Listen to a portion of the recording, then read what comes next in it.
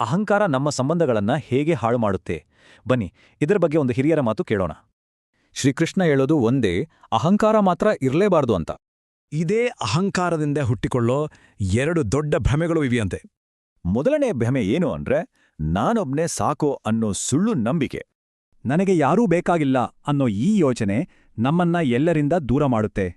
ಇನ್ನು ಎರಡನೇ ಭ್ರಮೆ, ತಾನು ಎಲ್ಲರಿಗೂ ಅನಿವಾರ್ಯ ಅನ್ನೋ ತಪ್ಪು ಕಲ್ಪನೆ.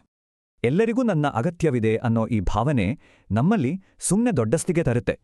ನೋಡಿ, ಒಂದು ಹೇಳುತ್ತೆ ನನಗೆ ಯಾರೂ ಬೇಡ ಅಂತ, ಇನ್ನೊಂದು ಎಲ್ಲರಿಗೂ ನಾನೇ ಬೇಕು ಅಂತ. ಸರಿ, ಈ ತರಹದ ಅಹಂಕಾರದಿಂದ ಕೊನೆಗೆ ಆಗೋದಾದ್ರೂ ಏನು? ಹೇಳೋದಿಷ್ಟೇ, ಅಹಂಕಾರ ಅಲ್ಲೋದು ನೇರವಾಗಿ ನಮ್ಮ ಸಂಬಂಧಗಳ ಬುಡಕ್ಕೆ ಕೊಡಲಿ ಪೆಟ್ಟು ಕೊಡುತ್ತೆ. ಸಂಬಂಧ ಎಷ್ಟೇ ಗಟ್ಟಿಯಾಗಿದ್ರೂ ಅಹಂಕಾರ ಬಂತು ಅಂದ್ರೆ ಅದು ಮುರಿದು ಬೀಳಲೇಬೇಕು. ಹಾಗಾದ್ರೆ ಸಂಬಂಧಗಳು ಯಾಕೆ ಮುರಿದು ಹೋಗ್ತವೆ? ಅದಕ್ಕೆ ಎರಡು ಮುಖ್ಯ ಕಾರಣಗಳಿವೆಯಂತೆ. ಸಂಬಂಧ ಗಟ್ಟಿಯಾಗಿರ್ಬೇಕಂದ್ರೆ ಎರಡು ವಿಷಯಗಳು ಇರಲೇಬೇಕು. ಕಣ್ಣಲ್ಲಿ ಗೌರವ, ಮಾತಿನಲ್ಲಿ ಮರ್ಯಾದೆ. ಗೌರವ ಅಂದ್ರೆ ಸುಮ್ನೆ ಬಗ್ಗಿ ಮಾತಾಡೋದಲ್ಲ, ಎದುರಿಗಿರೋರ ಮೌಲ್ಯವನ್ನ ಅರ್ಥ ಮಾಡ್ಕೊಡೋದು. ಹಾಗೆಯೇ ಮರ್ಯಾದೆ ಅಂದ್ರೆ ನಮ್ಮ ಮಾತುಗಳಿಂದ ಬೇರೆಯವ್ರಿಗೆ ನೋವಾಗ್ದ ಹಾಗೆ ನೋಡ್ಕೊಳ್ಳೋದು. ಈ ಗೌರವ, ಮರ್ಯಾದೆ ಇಲ್ಲ ಅಂದೆ ಸಂಬಂಧ ಅನ್ನೋದು ಮರಳಿನ ಮನೆ ಇದ್ದ ಹಾಗೆ ಅಷ್ಟೇ. ಒಂದು ಕ್ಷಣ ಯೋಚಿಸಿ, ನಮ್ಮ ಸಂಬಂಧಗಳಲ್ಲಿ ನಿಜವಾದ ಅಡಿಪಾಯ ಇದೆಯಾ?